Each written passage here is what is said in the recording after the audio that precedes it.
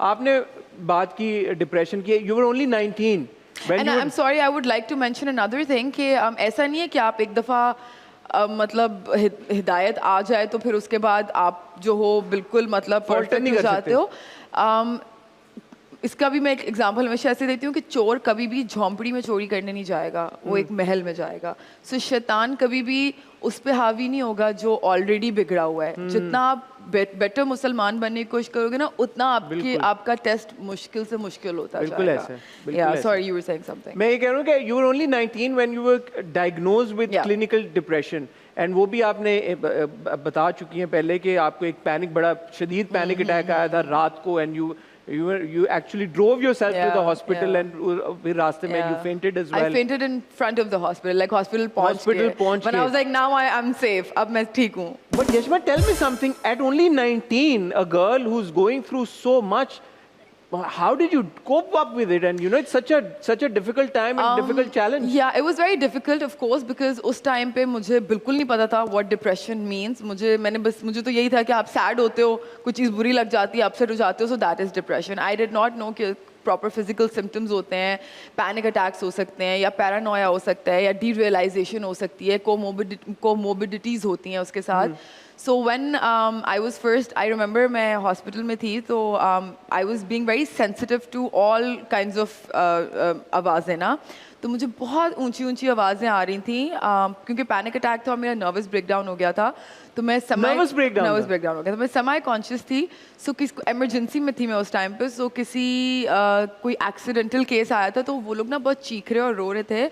तो मुझे इन my head मुझे उस टाइम पे लग रहा था कि मे बी अस्तगफिरुल्लाह, I have died and this is life after death, and maybe like लोग ना मेरे जनाजे पे रो रहे हैं. मुझे लाइक ऐसे और मैं उस टाइम पे मेरे अपने आप को ना मैं दिल में तसल्ली दे रही हूँ, अच्छा मेरे मामू रोफ की भी डेथ हो चुकी है, अच्छा तो कोई बात नहीं, I will get to meet them, you know, like I was trying to like calm myself down.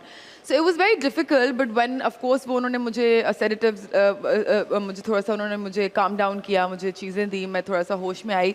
तो उसके बाद मुझे डीरियलाइजेशन हो गया था, जिसके बाद I had to go for therapy and take medicine. But उस टाइम पे when I was doing my risk, मतलब first episode was the most difficult. Why? Because when you don't know about your illness, तो आप मज़ीद paranoid हो जाते हो. आप अपने पैनिक अटैक्स के बारे में भी पैनिक कर रहे होते हो, तो वो डबल पैनिक अटैक हो जाता है. तो उस टाइम पे मुझे ऐसे लगता था, मैंने अपने आप को इमेजिन कर लिया था कि वो बचपन में जो बॉलीवुड फिल्में देखी थी ना, कि अगर कोई पागल हो जाती है लड़की तो वो अपना अल्लाह माफ़ करे साइकेट्रिक वार्ड में बैठ के अपने बाल काट रही होती है. आई लिटरली, मतलब मुझे ऐसे हुआ था कि शायद that is how I am gonna end up, अस्तगफिरुल्लाह. So I was very hopeless.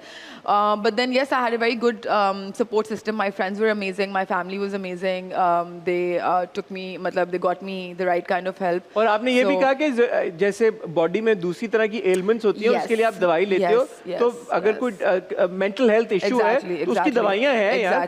Spirituality is also very important. Your connection with Allah is also very important. मैं इस चीज़ पे भी बल्कि बात करना चाहती हूँ, क्योंकि सॉरी मैं आपकी बात इसलिए काटूँ, रिसेंटली रेशम जी की स्टेटमेंट ये बड़ी एक लोगों ने वायरल भी हुई, उस पर बड़ी बात हुई, बिकॉज शी सेड कि डिप्रेशन कोई चीज़ नहीं होती, सिर्फ आप अल्लाह के साथ अगर आप कर लें और आप डायरेक्ट एक कनेक्शन इस्टेब्लिश कर लें तो आप कभी डिप्रेस नहीं होंगे. और आपने क्योंकि अभी जैसे कहा कि क्योंकि आपका जैसे जैसे ईमान स्ट्रांग होता गया या स्पिरिचुअल साइड को आपने एक्सप्लोर किया, तो it helped you in battling depression. मुझे इतनी नॉलेज नहीं है इस स्टेटमेंट पे जो रेशम जी ने दी है, लेकिन जो मेरा पर्सनल एक्सपीरियंस है, because I have a spiritual guide. So what I know from, because there is also a subject called Islamic counseling, ठीक है. एक तो साइकोथेरेपी वगैरह होती है, कि इस्लामिक काउंसलिंग भी होती है. जिस तरह हमारी, and being Muslims we do believe कि हमारी रूह भी है ना. बिल्कुल. सो और ये तो हमारा सिर्फ एक मतलब हम एक एनर्जी है, एक मटेरियल है. सो जिस तरह हमारी बॉडी को खाने की ज़रूरत होती है, मैं एक बयान में ही सुन रही थी, उस तरह हमारे रूह को भी खाने की ज़रूरत होती है. हमारी जो रूह है वो उसका खाना है ज़िक्र, इज़ नमाज. सो इसीलिए कहते हैं ना कि नमाज़ों की जो हम जो इबादत कर रहे हैं, उसकी ज़रूरत अल्लाह ताला को नहीं है, उसकी ज़रूरत हमें है. सो जब भी हम, काफ़ी लोग बोलते हैं कि एक वॉइड है, एक एम्प्टीनेस है, समझ नहीं आ रहा, सब कुछ है, लेकिन वो वॉइड है.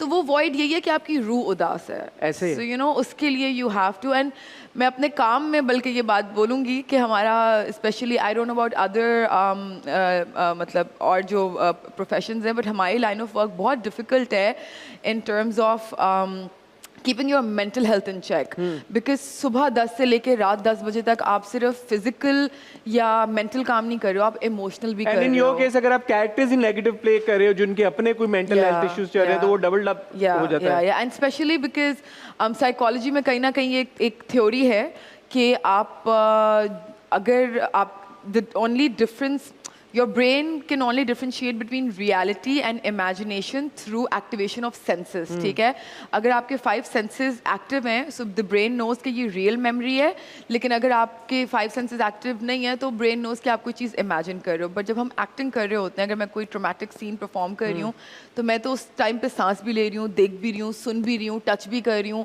सो वो तो एक मेमोरी जा रही है ना कहीं दिमाग में. So if this theory is somewhere correct तो वो हम एक्टर्स के लिए तो और भी ज्यादा मजीद एक डिफिकल्ट चीज हो जाती है. यशमा जब साइकोलॉजी की बात करें तो you have to take us seriously because she studied psychology. एमी नहीं वो बात but this is still a theory. ठीक है, this is not something that no is but you have studied psychology ना. आपने